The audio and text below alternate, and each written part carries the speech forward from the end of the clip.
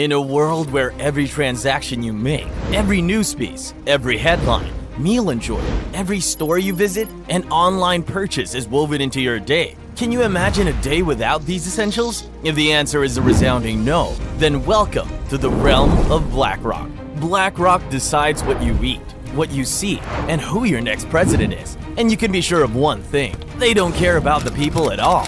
They're out there thinking of more ways to bleed you dry. Welcome to the global superpower that controls trillions of dollars, the company that stands behind every war and pulls the strings of the puppets that we think are ruling us. The backlash against BlackRock. All roads lead to good for BlackRock. To your point, though, about BlackRock becoming this absolute lightning rod. DeSantis, for example, pulling funds from BlackRock. BlackRock. The latest in the league is the world's largest asset manager, BlackRock, that is cutting up to 500 jobs.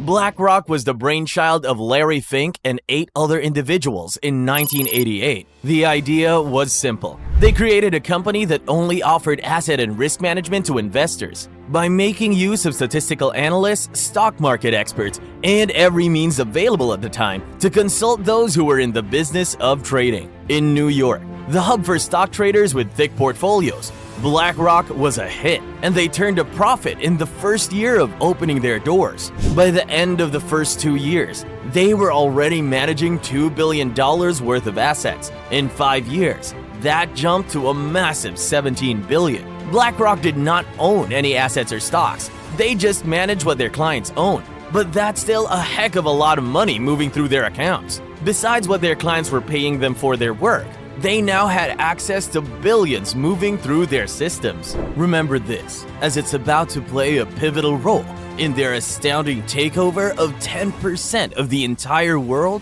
in just a matter of minutes. Because BlackRock's ascent to power occurred at lightning speed. But let's go back to 1999.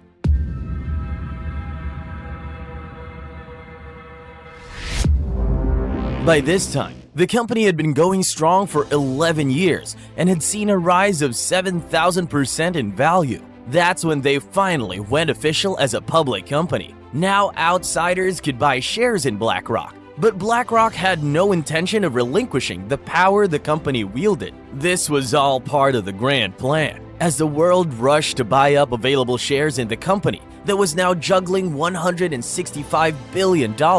They suddenly had massive amounts of cash coming in, but the shares sold were so widely dispersed that no single person could have any real say in BlackRock's dealings. They just needed a few $1 billion more to put the final piece in place, to go from an overnight success story to an absolutely colossal explosion of wealth that the world had never seen before. And that last piece was Aladdin. BlackRock launched the use of the Aladdin system, a new software that used enormous computing power to make stock market predictions based on statistical analysis. It managed investment portfolios electronically and much more efficiently than stockbrokers could compete with. It kept track of stocks and shares as they changed hands. This changed the game completely, and BlackRock's new software gobbled up clients. Aladdin could do what no amount of human employees possibly could in a fraction of the time and with pinpoint accuracy.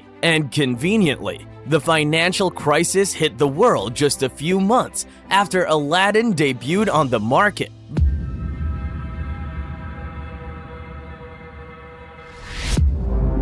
BlackRock finally went from a mere management of assets to actually buying them. They jumped in and bought up shares left, right, and center. Apple, Amazon, Fox, CNN, Comcast, Disney, Google, Tesla, Pfizer, and a handful of American banks. The list goes on and on.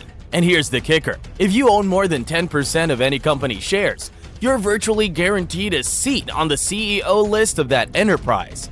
And once you're on the board of directors, you have a direct say in any decision that company makes. BlackRock owns enough shares in every major company and network in the entire world to call whatever shots they want. They have the power to decide, or at the very least, veto what goes into the news, what shows are given the green light to have their moment on your TV screen, and they even have a say in what the loaf of bread you just bought costs. And speaking of bread, did you know that BlackRock has a big role to play in the war in Ukraine? But the gigantic magnate doesn't like taking sides openly. They operate in the shadows. And on the rare occasion that they are questioned about their involvement in shady businesses, they do one of two things: sidestep the questions like the weasels they are, or they simply make a big speech about being better and investing in sustainable ventures. Just look at the situation between Russia and Ukraine. Even when it became increasingly clear that Russia was going to invade Ukraine, BlackRock kept pumping money into the country while blatantly ignoring criticism. And why would they bother to answer the public's questions anyway?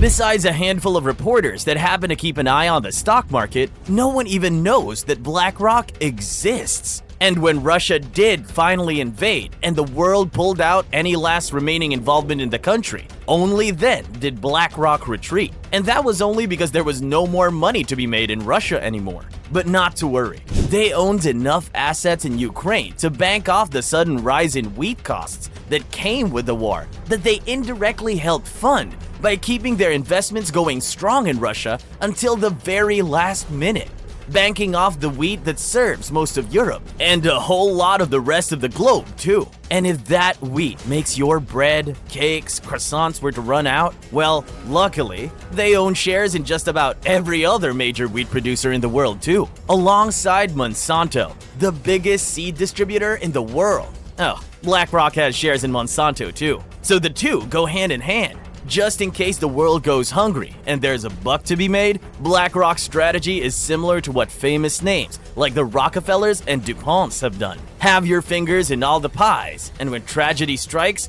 they're ready to reap the spoils of war. And when they are forced out of the shadows, they talk a lot about sustainability, the gender pay gap, and diversity. Yet their company does not fulfill any one of these noble causes that they so passionately advocate for. Or when the press brings up climate change, BlackRock promotes the support of sustainable companies, yet it owns more shares in fossil fuel companies than anyone else in the world. When politicians are running for office, you can be sure BlackRock is behind every single one. In 2023, Serge Varley, a former recruiter for BlackRock, came out with an interview where he openly stated that BlackRock owns every president, every senator, and every prime minister. According to him, BlackRock doesn't care who is running for office. They throw their money behind everyone who is running. That way, no matter who wins, BlackRock will have a man behind in the Oval Office indefinitely.